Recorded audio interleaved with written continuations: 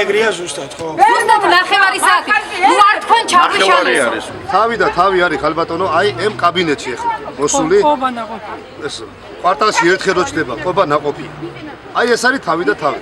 ყიდულობს და ყიდულობს. გამგებლებს, მოადგილეებს, დეპუტატებს და პლუს კიდე აშინებს. თვითონ არა რა თქმა უნდა, ამუშავებს ამაზე არსებობს. ხალხი რომელიც ღებულობენ ფულს სამწუხაროდ. ეს კაცი არის პირველ რიგში ხა გამოსაყვანი კაბინეტი და მარტო მე ვერ გამოვიყვან დაცვაყავს. უნდა გამოიყვანო და აღარ უნდა შეუშვათ შიგნი. ეს არის ყობა ნაყოფია. დღეს მობრძანდა აქ სპეციალურად. ეს არის ბუნტის თავი და ამ ყველაფრის ამ იდეების მამა. არის მაფიოზი ეს ვიღაცა არის კაცი. მაფიოზი. ორჯერ არ დაუშვებთ არავის სხვას მალხაზ დერაძე უნდა დაჭდეს საკრებულოს თავმჯდომარეს. თუ არა და იმ კარებს ჩამოვიღებთ რომელშიც სხვა შევა.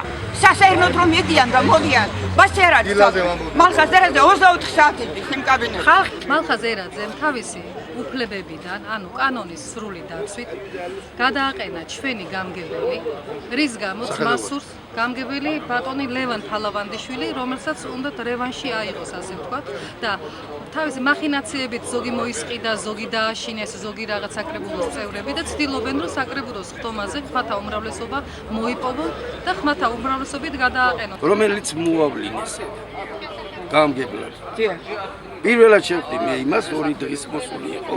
აბსოლუტურად ყურადღება არ მომაქცია. თავისთან კაბინეტში. არავის არა. იმავე წუთში შემოვიდნენ დამნაშავე სამყაროს ხალხი და კაკაოთი გაუმასპინძლა.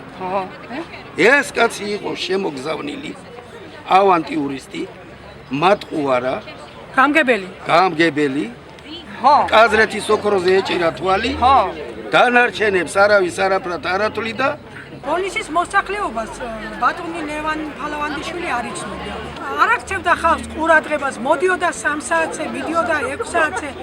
თავმჯდომარის იმპიჩმენტს იმიტომ ითხოვენ, რომ მან ის სწორი ნაბიჯი გამგებლის გადაყენება რომ გამოიტანა დადგენილება, აქედან გამომდინარე მოხდა გამგებლისა და მისი მოადგილის განაწყენება. და სხვათა შორის ეს დეპუტატებიც მოაყოლეს წნეხის ქვეშ. აშინებენ ამ დეპუტატებს, ატერორებენ და რასაც უნდათ იმას აკეთებენ.